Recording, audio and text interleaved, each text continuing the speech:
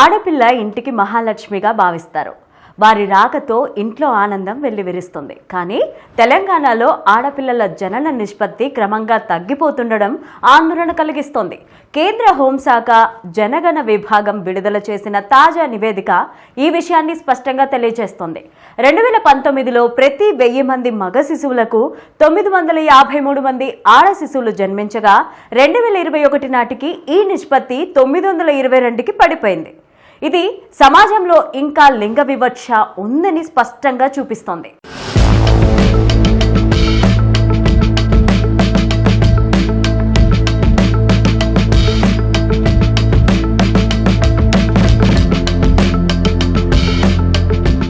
చాలా మంది ఆడపిల్ల పుట్టడాన్ని ఇష్టపడకపోవడం, లింగ నిర్ధారణ పరీక్షలు, కట్న భయం వంటి కారణాలు ఉన్నాయంటున్నారు. ఇక జననాల రేటు విషయానికి వస్తే పట్టణ ప్రాంతాల్లో జననాల సంఖ్య గ్రామీణ ప్రాంతాల కంటే 2 ఎక్కువగా ఉండడం గమనించాలి.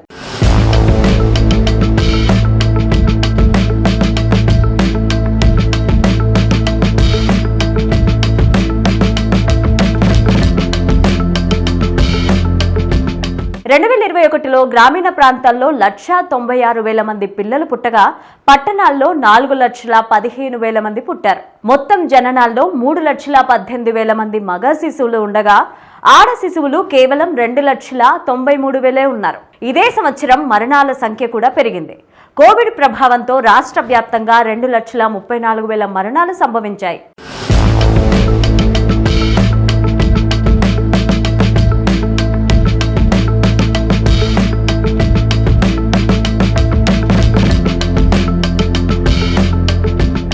నవజాత శిశు మరణాల విషయంలో పట్టణాల్లో మరణాల సంఖ్య ఎక్కువగా ఉండడం ఆందోళన కలిగిస్తోంది.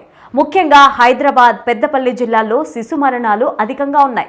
వయోపరంగా చూస్తే 55 ఏళ్లు పైబడిన వారు 76% మంది మరణించిన వారిలో ఉన్నారు.